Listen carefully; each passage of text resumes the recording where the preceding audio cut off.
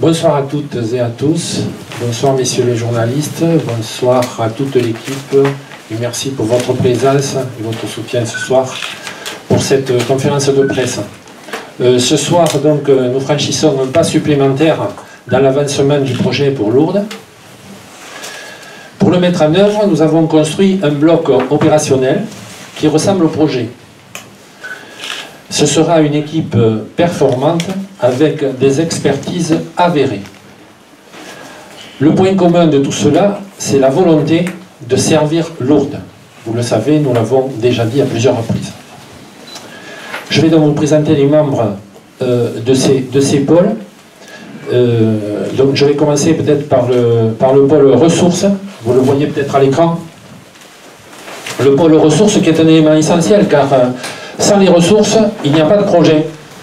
Vous le savez tous. Ce pôle ressources sera porté par Marie-Christine Assouer qui va nous développer un petit peu ce sujet tout à l'heure. Ensuite, l'autre pôle, c'est le citoyen au cœur du projet qui, durant toute une réunion cette année, a été un de nos fils conducteurs. Prendre soin les uns des autres. Il sera porté par Denis Cramp. Pour finir, le pôle stratégie de développement et aménagement urbain, qui sera porté par moi-même. Vous pouvez le voir à l'écran, vous pouvez le constater, nous avons 3 pôles et 4 ateliers par pôle, avec des animateurs. Ces ateliers sont en marche aujourd'hui, les équipes sont constituées, ils vont se mettre au travail. Je tiens à préciser bien évidemment que toute l'équipe aura des tâches et des missions à l'intérieur de ces groupes. Comme je viens de le dire à l'instant, pour qu'un projet soit réaliste, réalisable, il faut des ressources financières. Marie-Christine va vous décrire notre position sur l'activation de mécanismes financiers adaptés, mais aussi innovants et originaux, afin que nous puissions afficher une réelle ambition pour Lourdes. À toi Marie-Christine. Je te cède la parole. Merci Sylvain. Messieurs les journalistes. C'est bon, ça marche. Oui, j'avais l'impression que la maison du prêt. Messieurs les journalistes, mesdames et messieurs, la plus importante des ressources, c'est la richesse humaine. Grâce aux agents de la ville de Lourdes, nous avons les moyens d'assurer, d'offrir des services de qualité et de proximité. Si les futurs élus possèdent en plus des connaissances et des compétences, ils seront capables d'agir et de réagir avec efficacité pour gérer au mieux notre cité. Tout d'abord, notre équipe propose aux Lourdaises et aux Lourdais leur connaissance, leur savoir. Parce que savoir, c'est pouvoir. Je vous propose pour cela d'illustrer mes propos avec ces diapositives. Savoir, c'est pouvoir. Premièrement, savoir, c'est pouvoir économiser les deniers publics.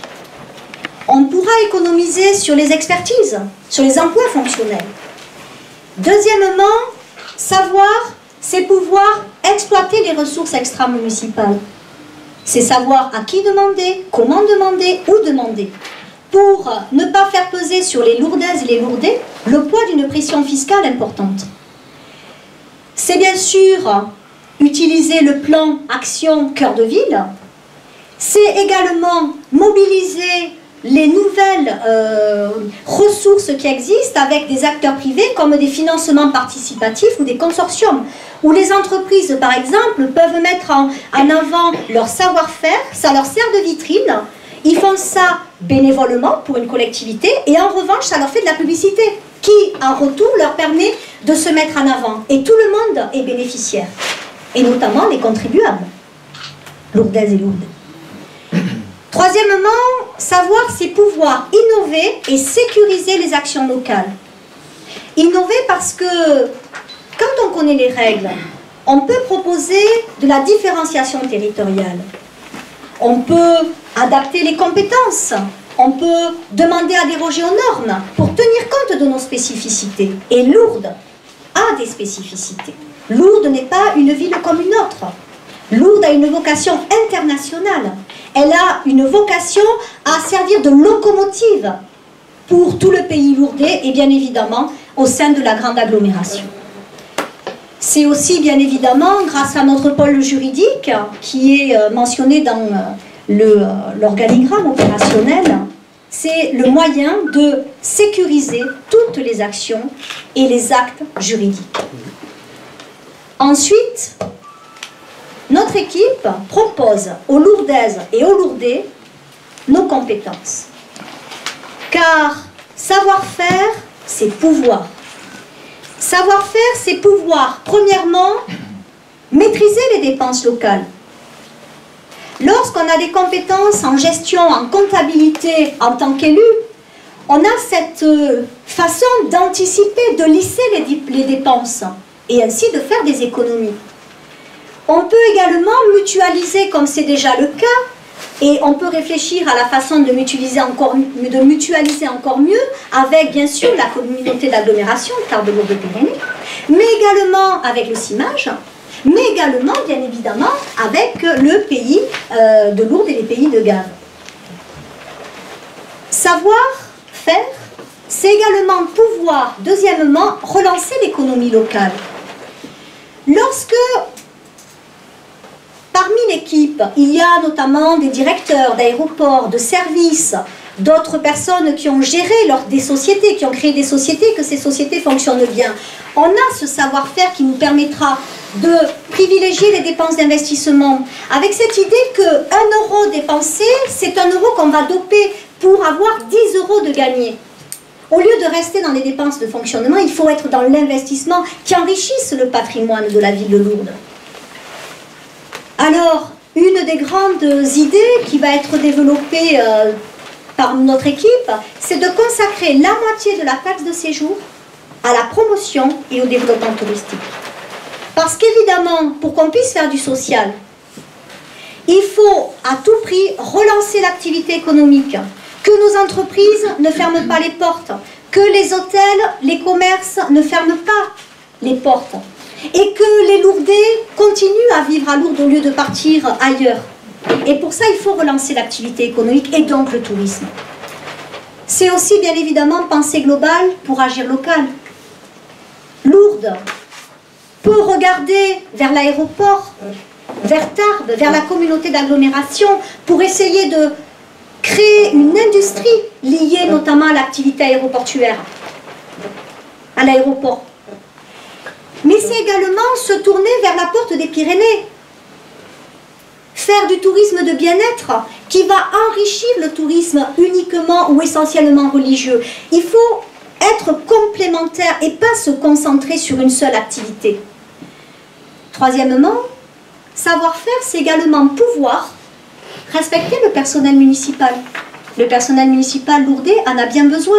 Il a besoin qu'on adopte un management qui soit moderne mais participatif, qu'on leur fixe aux agents des objectifs clairs, qui soient permanents et qui soient stables pour améliorer la qualité de nos politiques publiques. Et bien évidemment, il faut les motiver, les agents, avec bienveillance, clairvoyance. Enfin, et pour conclure, si nous sommes élus, nous serons en capacité, de par notre équipe, de mobiliser des ressources humaines, mais également financières, pour mener à bien un projet à la fois ambitieux et réaliste. Je vous remercie de votre attention. Merci beaucoup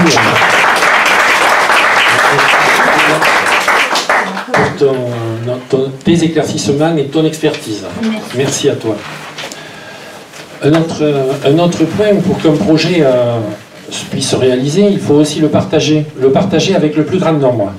Ce que nous avons fait, puisque vous savez que nous avons lancé une consultation il y a quelques mois auprès de la population, nous avons recueilli des informations. Georges va nous les présenter, nous les détailler maintenant. Ce sont le fruit de rencontres, d'appels reçus. Ce sont des documents que nous avons reçus dans les boîtes aux lettres, bien entendu. que les membres aussi des équipes ont eu un retour direct. Ce document de dialogue, aujourd'hui, Georges va nous le résumer très rapidement pour en connaître les résultats. Merci.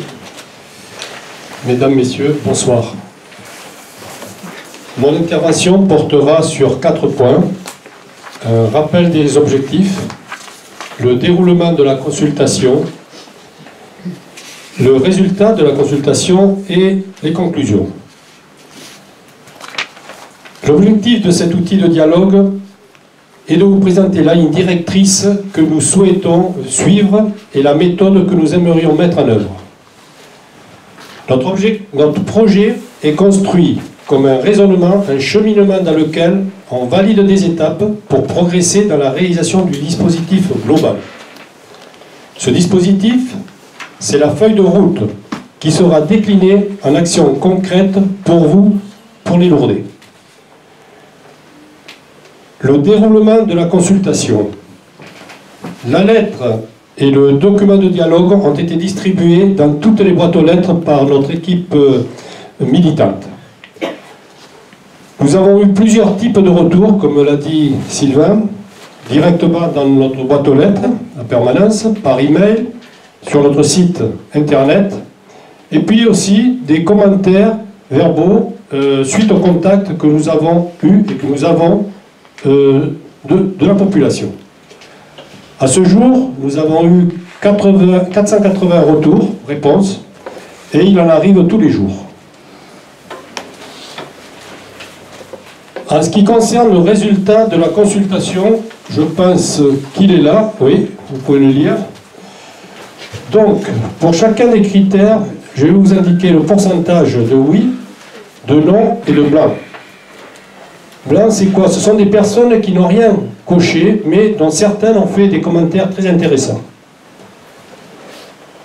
Premier point, nous avons proposé la création d'un conseil des citoyens.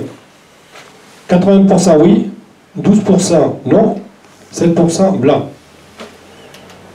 Point 2, création d'un bus des services publics.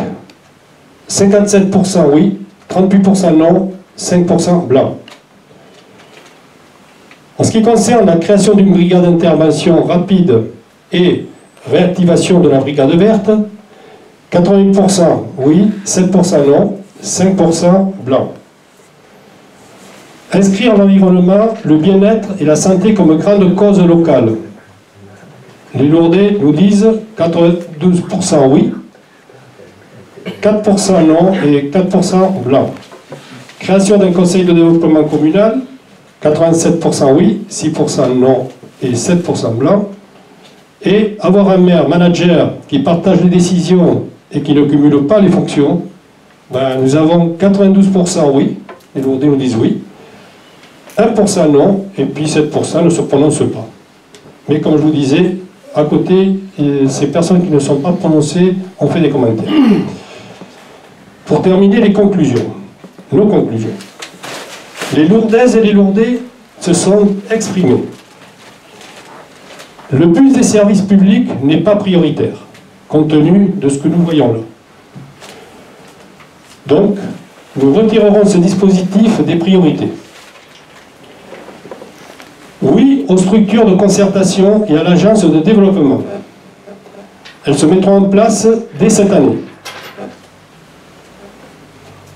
Pour la propreté, la sécurité, les sans-abri, la remise à niveau de l'espace public, les rues, les trottoirs, les parkings, les ponts, sont les premières actions à mener. La brigade d'intervention rapide sera créée sans augmenter les coûts de fonctionnement. Il ne s'agit pas de créer une équipe pour dire on va ajouter au budget les dépenses, les coûts de cette équipe. Non. Notre équipe sera constituée de personnes déjà en place et qui seront, comment dirais-je, formées, s'il le faut, à cette action rapide. La brigade verte sera réactivée. Un programme pluriannuel de réhabilitation des chaussées et trottoirs et des ouvrages d'art sera activé immédiatement. Là, il y a beaucoup à faire et disons que ça passera par un programme parce qu'il y aura des priorités à donner. continuer dans cette voie du dialogue et de la réunification, et très bien d'associer aussi l'opposition. Là, nous mettrons la concertation, le partage des décisions au cœur de toutes nos actions. Et n'oubliez pas la santé de nos concitoyens. Un service hospitalier de proximité est indispensable à Lourdes. Au-delà des décisions nationales qui dépassent nos champs de compétences, nous devons être attentifs, actifs, imaginatifs et chercher des solutions alternatives. Et pour terminer, les enjeux écologiques, le développement durable, la transition énergétique sont au centre de la réflexion comme une trame transversale inscrite dans toutes nos réalisations. C'est-à-dire que le développement durable sera dans tous les cahiers des charges de ce que nous réaliserons. Marie-Christine vient de décrire les premiers éléments de la méthode. Nous ferons en sorte de faire une offre sincère, ambitieuse et raisonnée. Parmi les priorités que nous venons d'évoquer, Sylvain va nous dire ce qu'il en est. Merci. Merci. Merci, Georges. Oui, donc, vous avez vu que notre liste n'est pas encore exhaustive, puisque nous sommes à la première étape de la présentation de nos intentions de projet. Parmi les priorités, je voudrais revenir sur 3 points qui sont fondamentaux et importants pour Lourdes. Premièrement, le projet de la place Peyramale. Dans un premier temps, il s'agit sur ce dossier de débloquer la situation et de rouvrir au plus vite le parking souterrain. C'est indispensable et prioritaire pour nous. Malgré la procédure en cours, il faut réaliser au plus vite ces travaux pour conforter cet ouvrage en attendant le règlement de la procédure contentieuse, bien sûr, et surtout afin de rendre 380 places au public, c'est notre choix. Et c'est vraiment notre choix. S'agissant de l'aménagement de cette place, on ne saurait raboter cet espace sans menacer la structure.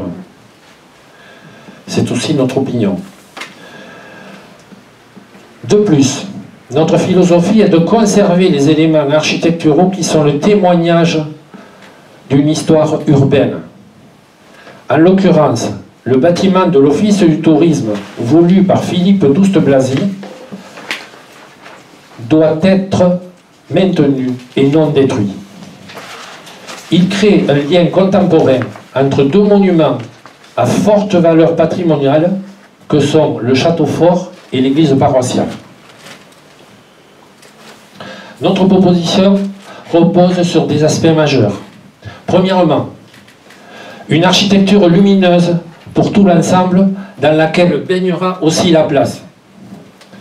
Deuxièmement, une muséographie de plein air, servie par un mur d'images collé en double pont sur toute la façade de l'Office du tourisme. L'objectif étant la présentation de l'histoire de Lourdes en images, accompagnée d'une application smartphone multilangue. Cet équipement donnera aussi des informations pratiques et pourra diffuser des spectacles. Ainsi, la place deviendra un espace de rencontre et d'animation, étape incontournable dans la découverte de notre ville. Je voudrais associer à cette démarche, et sur le même principe, la création d'un fil lumineux pour matérialiser au sol tous les parcours urbains d'interprétation historique et d'interprétation patrimoniale.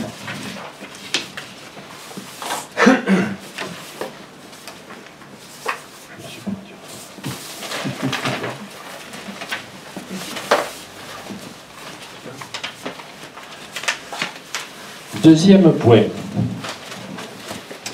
le pont Peyramale. Nous avons mis cette question dans notre grille des priorités.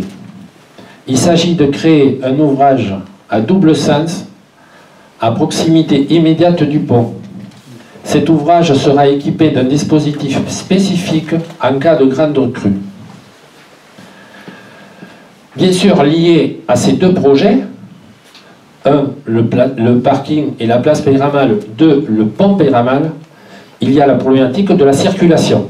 La circulation dans la rue de la Grotte et la circulation du boulevard. Nous préconisons de mettre en œuvre un double sens descendant qui, avec le nouveau pont, permettra une meilleure gestion des flux.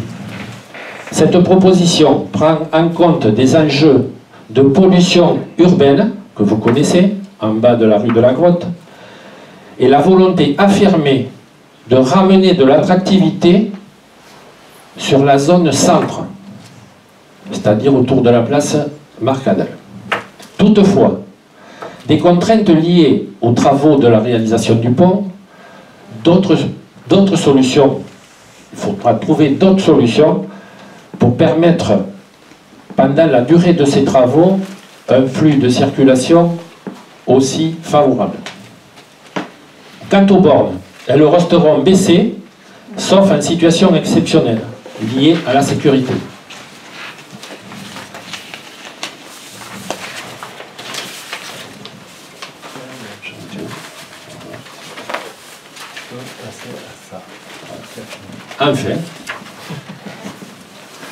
Enfin, le dernier point, nous avons créé un outil de consultation en direction des jeunes générations pour évaluer un projet qui se construit pour l'avenir et une vision à moyen terme.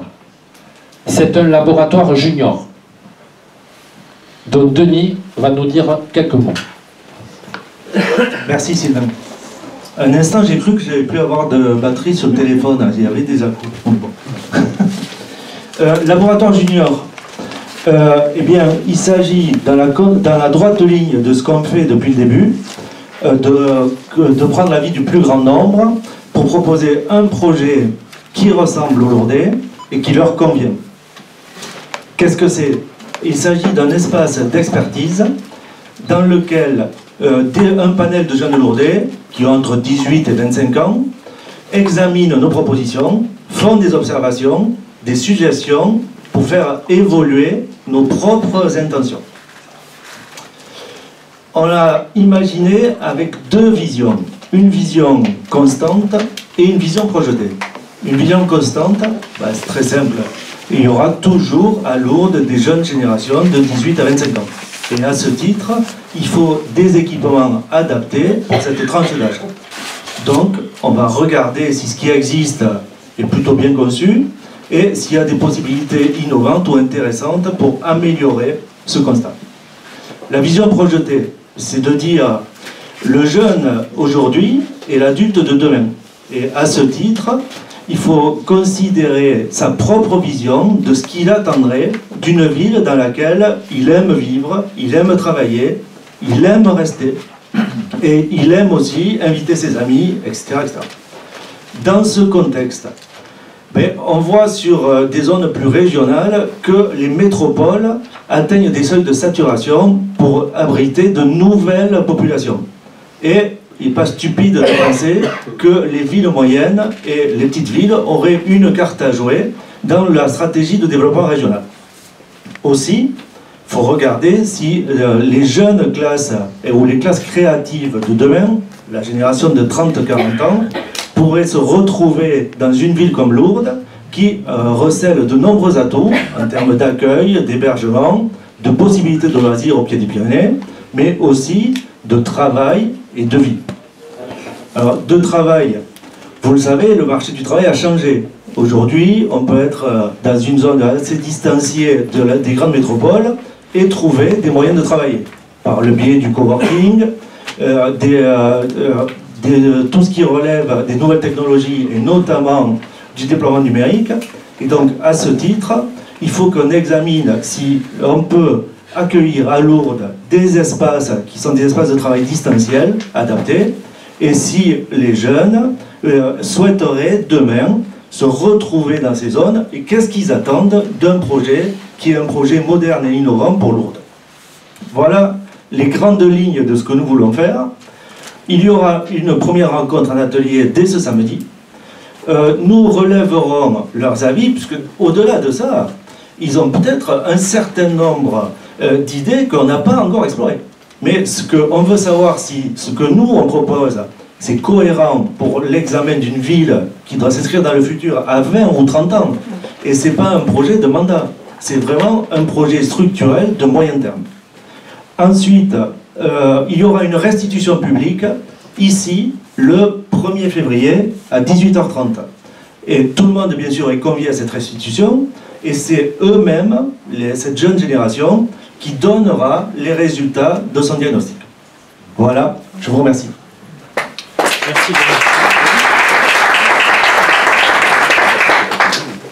Comme vous avez pu le voir, donc par rapport aux intervenants, nous avons traité ce soir la problématique de quotidienneté, comme vous avez pu le voir, la problématique avec des projets structurants, et également une vision de Lourdes, une vision plus lointaine de Lourdes, l'avenir de Lourdes avec les jeunes. Voilà notre présentation de ce soir qui s'achève. Nous sommes à votre disposition pour les questions.